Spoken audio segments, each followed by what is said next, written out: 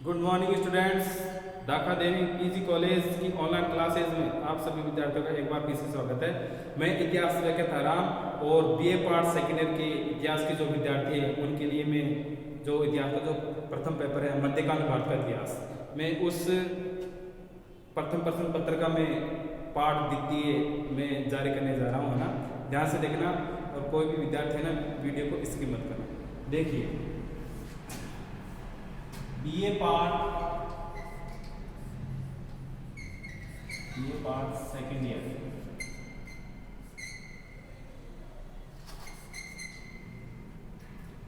मध्यकालीन भारत का इतिहास, मध्यकालीन भारत का इतिहास, भारत का इतिहास।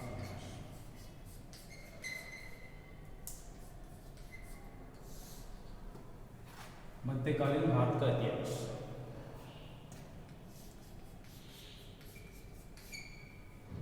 देखिए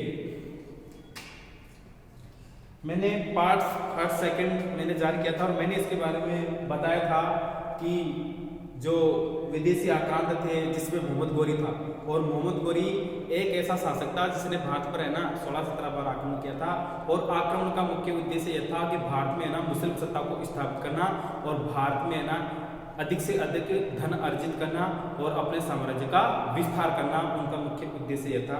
तो मोहम्मद गोरी का जो आक्रमण था 1178 में प्रथम आक्रमण था और इसमें सफलता मिली, और 1178 के पश्चात जो आक्रमण था, और इसके पश्चात मोहम्मद गोरी का जो आक्रमण था तराइन का आक्रमण था, तराइन का युद्ध था, और गुजरात के शासक के बीच में भी इनका युद्ध हुआ था और उसमें करारी हार मिली थी।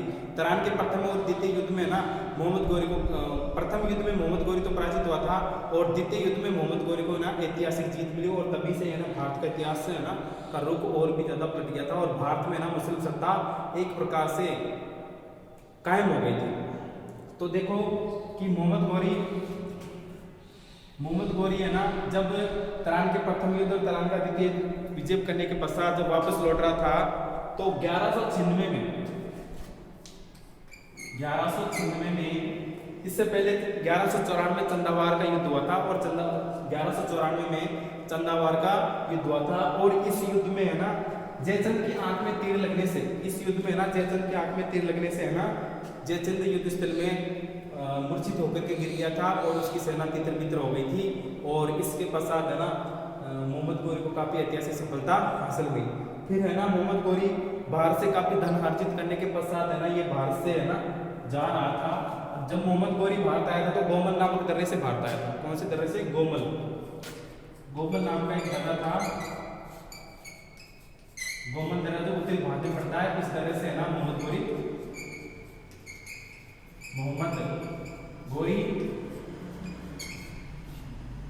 भारत आया था। अब तो देखो ध्यान से देखिए ना जो मैं आपको बताने जा रहा हूं। देखिए तो 1196 में मोहम्मद गोरी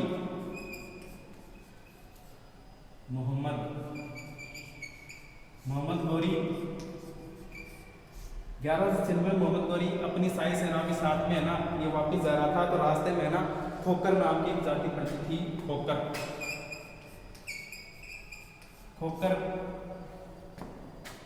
नाम की क्या थी? जाति थी, एक जाति थी, खोकर नाम की एक जाति थी, और इन जातियों के साथ क्योंकि इनके पास काफी धन था और इन जातियों के साथ है ना इन्होंने युद्ध करना पड़ा, और युद्ध में है ना मोहम्मद गोरी है ना ऐसा माना जाता है कि मोहम्मद गोरी ने इस युद्ध में काफी जीर्ण शीर्ण हो गया था, इस युद्ध में काफी उनके जख्म आए थे।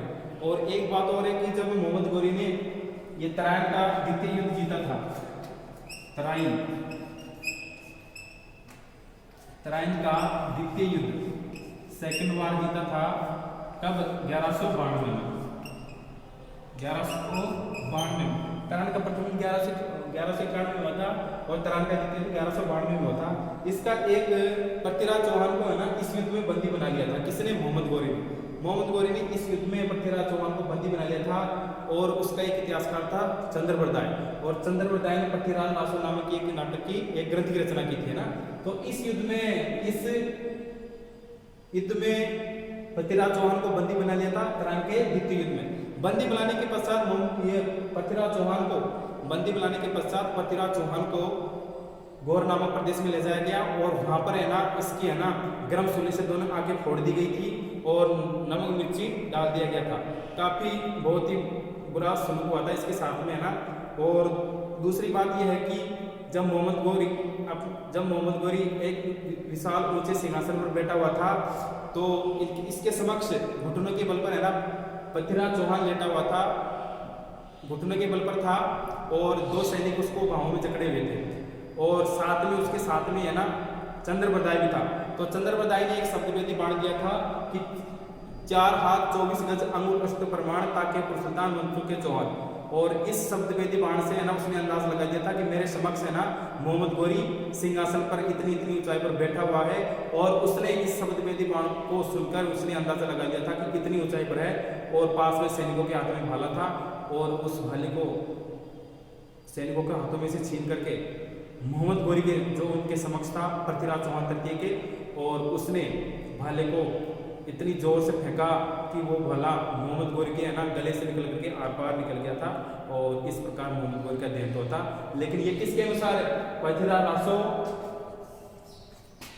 चंद्रबरदाई द्वारा कृत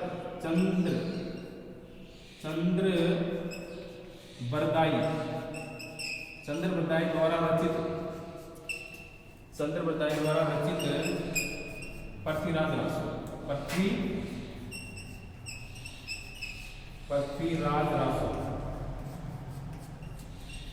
इस ग्रंथ के अनुसार ऐसा बताया गया था।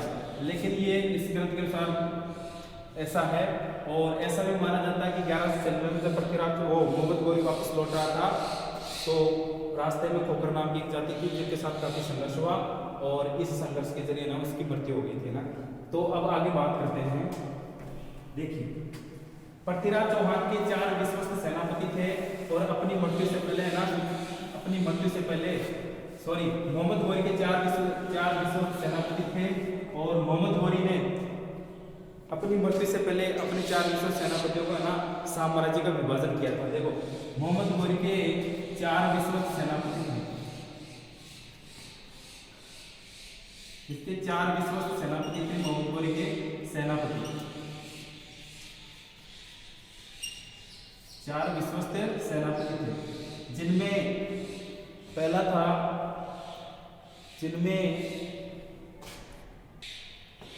मोहम्मद गौरी के 4 विश्वस्त सेनापति थे जिनमें था कुतुबुद्दीन ऐबक,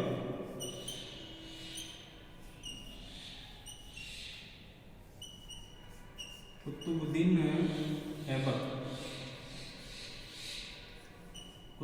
ऐबक था।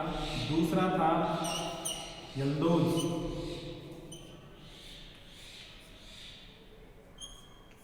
यल्दोज, तीसरा था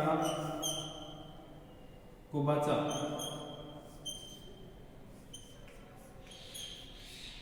चौथा था बख्तियार खिलजी,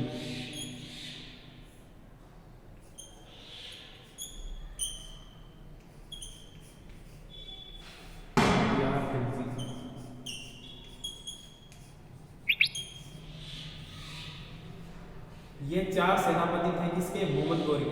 और ये 4 सेनापति थे मोहम्मद गौरी के 4 विश्व सेनापति थे। कुतुबुद्दीन ऐबक है और यल्दोज है, कुबाचा है और बख्तियार खिलजी है। कुतुबुद्दीन ऐबक जो मोहम्मद गौरी का एक वफादार था, एक अच्छा सेनापति था।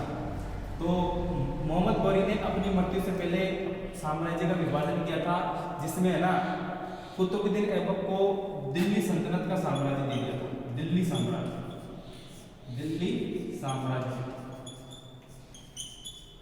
साम्राज्य प्रदान कर दिया था। यल्दोज को गजनी का क्षेत्र दे दिया था, गजनी का क्षेत्र इसे यल्दोज को दे दिया था। कुबाचा को मुल्तान का क्षेत्र दे दिया था, कुबाचा को मुल्तान का क्षेत्र दे दिया था। और बख्तियार खिलजी को बंगाल का साम्राज्य, बंगाल का क्षेत्र इसे सुपुर्द कर दिया था।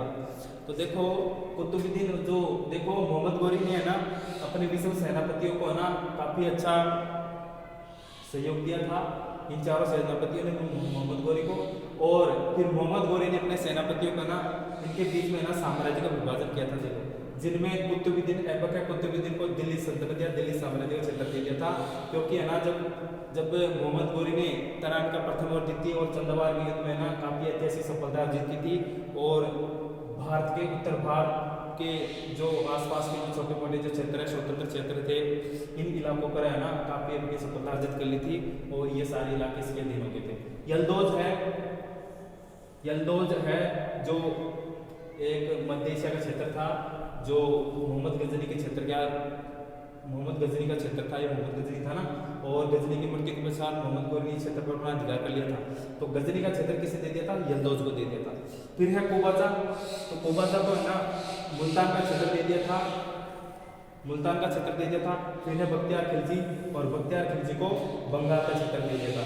तो इस प्रकार मोहम्मद गोरी ने अपने सेनापतियों में किसी भी प्रकार की कोई बाधा न हो, किसी प्रकार का कोई आपसी मतभेद या कलह न हो और इस प्रकार मोहम्मद गोरी ने अपने सेनापतियों को चारों विश्व सेनापतियों को साम्राज्य का विभाजन किया था।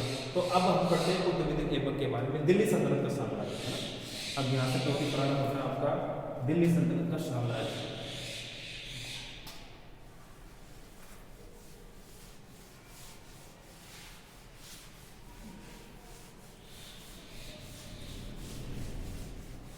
अब यहाँ से आपको पढ़ाएंगे दिल्ली सल्तनत।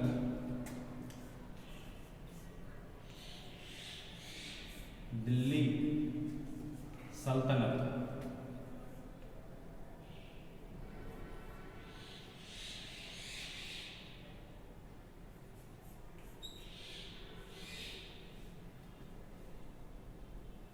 दिल्ली सल्तनत जो 1286 ईस्वी से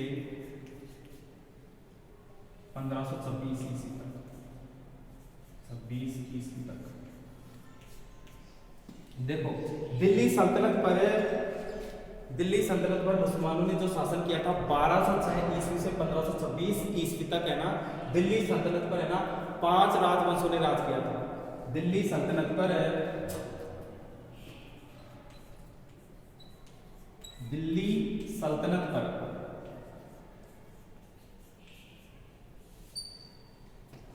सल्तनत पर 5 राजवंशों ने राज किया था। 5 राजवंशों ने राज किया था। राजवंशों ने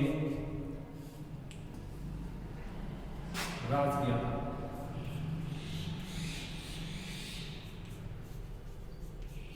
दिल्ली सल्तनत पर 5 राजवंशों ने राज किया था और वो 5 राजवंश देखो इस प्रकार मैं बताता हूं आपको ना। ये 5 राजवंश थे, देखो 5 राजवंश देखो कौन कौन से थे। एक तो था गुलाम वंश, गुलाम वंश है जो आपने पहले कभी सुना होगा शायद इतिहास के जो विद्यार्थी हैं। दूसरा है खिलजी वंश, खिलजी वंश। और तीसरा है सैयद वंश, सैयद वंश। और पहला दूसरा तीसरा और चौथा है आपका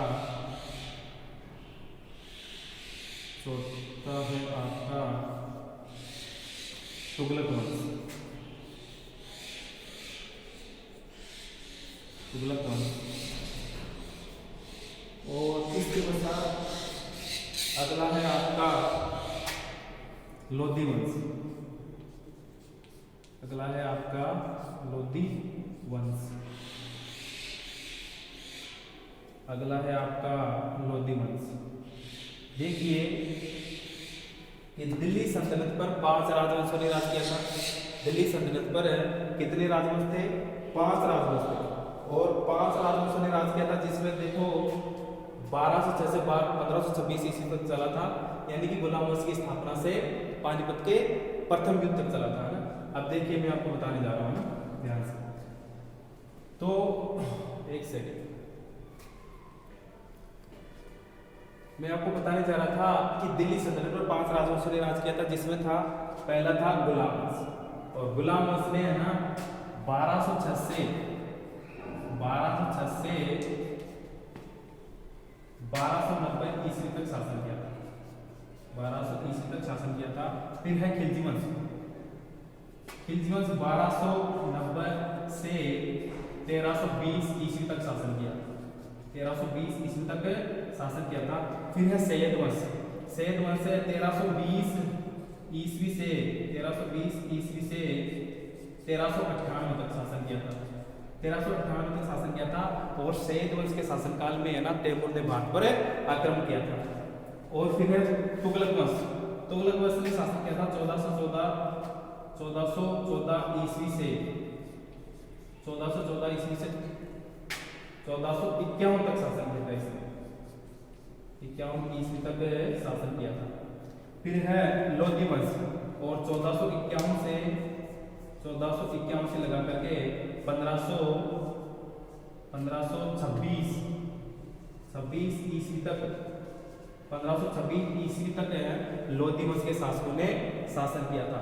अब बात करते हैं कि इन राजवंशों के संस्थापक कौन थे। इन राजवंशों के संस्थापक कौन थे, तो पहले ये देख लेते हैं कि गुलाम वंश का जो शासन चला था 1206 से 1290 ईस्वी तक चला था। और खिलजी वंश का जो शासन चला था 1290 से 1320 ईस्वी तक। और सैयद वंश का शासन चला था 1320 से 1398 ईस्वी तक।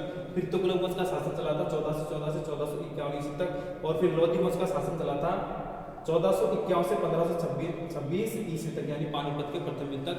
और पानीपत का प्रथम युद्ध इब्राहिम लोदी, बाबर और इब्राहिम लोदी के मध्य लड़ा गया था। और इस युद्ध में दिल्ली सल्तनत का एकमात्र ऐसा सुल्तान था जो युद्ध स्थल में मारा गया था।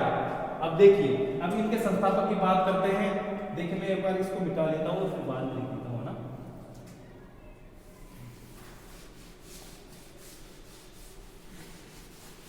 देखिए ध्यान से ना, अभी याद कर लेना, आपको याद हो जाएगा छुट्टियों में। इतिहास को क्रम से पढ़ना ही उचित माना जाता है। देखो, यहाँ पर बात कर रही है गुलाम वंश की। गुलाम वंश जो कब कहाँ तक चला था 1206 ईस्वी से 1206 ईस्वी से 1290 ईस्वी तक 1290 ईस्वी तक। और इस वंश का संस्थापक था कुतुबुद्दीन ऐबक। इस वंश का संस्थापक था कुतुबुद्दीन ऐबक। कौन था? कुतुबुद्दीन ऐबक।